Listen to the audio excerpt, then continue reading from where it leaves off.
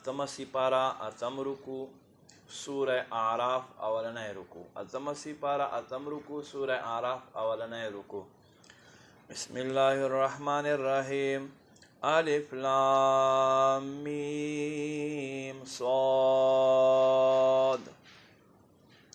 کتاب کتاب انزل الیک نازل کړل شوی دی ستا طرف ته فلا یکن فی صدرک پس ودې نه ګرځېږي ستا په سینه کې حرج منه له دې نه څه تنګي لتنذر به دا لپاره دی چې ته یاره ورکړې په دې سره وذکرا للمؤمنین او مسلمانانو دپاره نصیحت دی. اتبعوا تابعداري کوئ ما انزل الیکم ای خلقو هغه څه چې تاسو طرف ته نازلېږي من ربکم د ستاسو رب له طرفه ولا تتبعوا من دونه اولیاء او دې پرېښودلو په صورت کې حاکمانو پسې مزئ قلیلا ما تذکرون تاسو لږ شانتې دیان کوئ.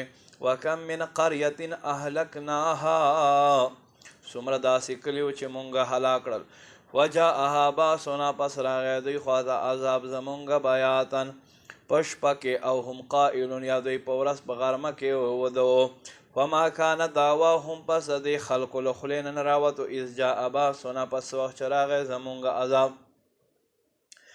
الا ان قالوا هغه دا چې دوی وی انا كنا ظالمین بېشکه مونږ ظالمانو.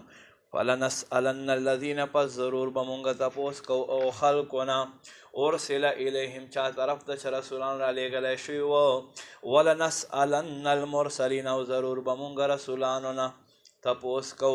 ولنقصن علیهم بعلم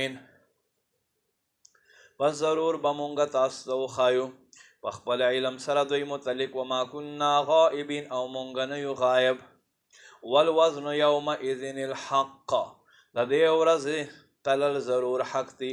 ومن ثقلت موازینه پس چې د چا تلې درنې شوې فاولئک هم المفلحون دکه خلک کامیاب دي.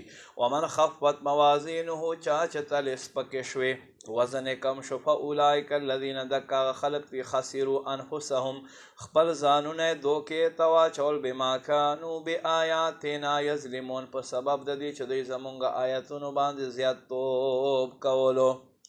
ولقد مکناکم فی الارض بېشکه ضرور مونږ تاسو ته ټهراو جماو درکو پاته کېدل درکړو په ځمکه کې وجعلنا لکم فیها معایشه مونږ تاسو دپاره د ژوند اسباب وګرځول په دې ځمکه کې.